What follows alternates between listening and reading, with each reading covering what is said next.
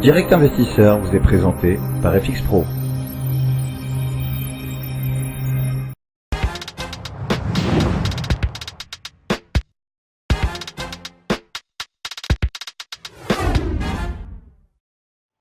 Retour sur le plateau de Direct Investisseur en compagnie de Benoît Rousseau, le trader pour compte propre et fondateur du site Enlil. Bonjour Benoît. Est-ce que vous m'entendez? Benoît est sur ses écrans, concentré, mais je ne suis pas sûr qu'il nous entende encore. On va l'avoir dans quelques secondes avec un CAC, qui remonte pour l'instant. Aziz, on est toujours très bien orienté. Est-ce qu'on a franchi votre objectif? Oui, on est à 4883, on avait un objectif à 4870 et il a été atteint. On commence à faiblir légèrement, encore rien d'inquiétant, mais on est vers les 4883 points. Donc on peut essayer de profiter peut-être d'un accès de faiblesse dans les minutes voire heures qui arrivent pour essayer de se repositionner toujours à l'achat avec cette fois-ci en ligne de mire les 4905 points. 4905 points, on pourrait donc y aller. C'est vrai que ce matin, en fait, on s'attendait peut-être à un rebond, vu la séance d'hier, un petit peu avec des réactions épidermiques suite à des situations géostratégiques, en Syrie, etc. Mais on s'attendait à un rebond limité. Là, on a un rebond extrêmement fort. On dirait que les investisseurs se montrent assez confiants qu'il y a un rattrapage actuellement. Oui, alors Fabrice, ce qui est intéressant, effectivement, c'est qu'après avoir titillé les 4780, sachant qu'on a un niveau très important vers les 4750 points, on a vu la réaction des acheteurs qui défendent ce niveau-là, qui ont profité justement de cet accès de faiblesse et de ce retour vers les 4800 points pour se repositionner, renforcer leur portefeuille éventuellement. Et on a vu que ce matin, le rebond était quasi en ligne droite. Donc là, on est vers les 4800 points. C'est vrai qu'on commence à caler légèrement depuis maintenant quelques minutes, une dizaine, voire une quinzaine de minutes. Il faudra... pour l'instant, j'ai envie de dire, la tendance reste haussière sur la journée, mais pour se positionner, il est éventuellement un peu tard, attendre un accès de faiblesse, un retracement de cette hausse pour se repositionner. Allez, justement, on va demander à notre scalper préféré, Benoît Rousseau, en direct de Enlil.com. C'est vrai que c'est monté très rapidement. Benoît, est-ce qu'il y avait des opportunités quand on voit ce marché qui grimpe en ligne droite, en tout cas sur le CAC? Oui, alors sur le CAC, oui, il y a eu des opportunités. J'en avais parlé à Lucie ce matin à 9 h. Bon, grosso modo, je m'étais préparé à tout, c'est-à-dire à une immense bougie positive ou au contraire une immense bougie négative. Donc sous les 4800, j'avais un ordre pour vendre automatiquement pour aller chasser la S1 journalier. La S1 journalière, pardon, c'était l'hypothèse baissière. Et l'hypothèse haussière, j'ai mis un achat à 4840 qui est actuellement toujours en cours, je le conserve. Donc bon, j'ai eu un petit peu de chance, donc voilà, je l'ai mis à ce niveau-là, légèrement au-dessus de 4840. Parce que bon, je cherchais en fait à aller chercher les 4850 si on avait un breakout.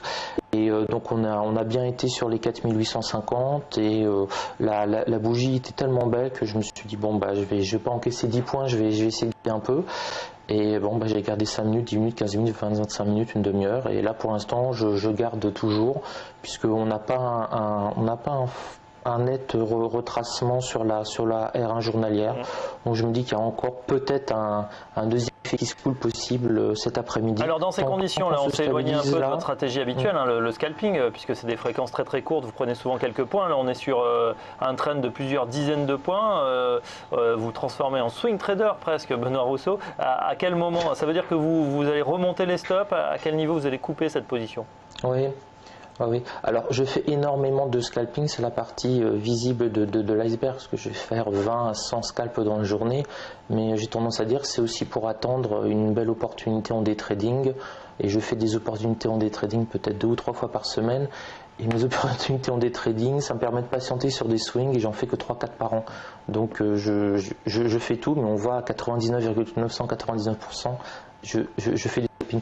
Donc là, comme je suis rentré à 40, on a en fait si on baisse, on pourrait encore avoir deux niveaux, les 4850 ou les 4875. Donc là, pour l'instant, j'ai pas mis de stop profit, mais je le mettrai à 4869 très précisément. Pourquoi 69? Ça permet éventuellement d'avoir un rebond si on redescend sur 75. Si on casse un petit peu 75, on peut rebondir sur 70 et repartir.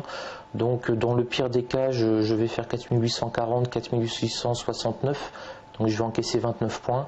Ça m'évite éventuellement d'être touché sur un petit retracement à 75 et je garde encore toute l'opportunité d'avoir un deuxième effet qui se coule et qu'on aille à nouveau chasser les 4900, etc.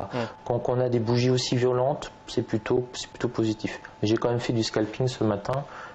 On a fait très peu, j'ai fait que 5 scalps ce matin sur le DAX, mais bon, ça s'est pas trop mal passé. On est dans une semaine un petit peu particulière, dans le sens où demain les marchés US seront fermés, demi-séance à Wall Street vendredi pour cause de week-end de Thanksgiving. Est-ce que ça a un effet justement que vous voyez vous sur les marchés, moins de volume ou plus de volatilité? Alors là c'est assez exceptionnel parce que bon, j'ai en mémoire noté sur mon petit carnet les 12 dernières années de Thanksgiving qui ont un profil qui sont quasiment à peu près identiques. On continue sur la tendance annuelle, on l'accélère même légèrement. Bon, par contre, j'avais jamais eu une semaine de Thanksgiving avec un avion russe abattu à la frontière turque, etc. Donc là, la bourse nous réserve toujours constamment des surprises. Par contre, quelle que soit ma position, donc bon, si on descend à 69, ça y est, je suis stoppé, j'encaisse mes 29 points.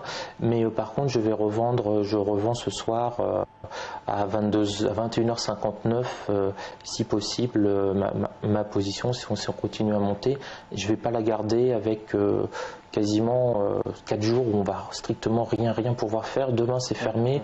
Vendredi, très petite journée américaine, donc il va vraiment rien se passer sur les bourses européennes. Ça va être Waterloo, Morne-Plaine. Ça veut dire que vous êtes en week-end là, à partir de ce soir jusqu'à lundi, Benoît? Exactement, comme énormément de traders américains, c'est un peu ce qu'ils font. Et moi je vais pas aller à New York me précipiter pour le Black Friday, mais j'ai déjà mes sites web où je vais essayer de faire des bonnes affaires, mais ça va être souvent le cas. Vous allez voir, on va avoir des marchés jeudi vendredi, on va ranger sur 40. Si on a un range point haut de 20 points pendant 4 ou 5 heures, ça sera déjà absolument énorme.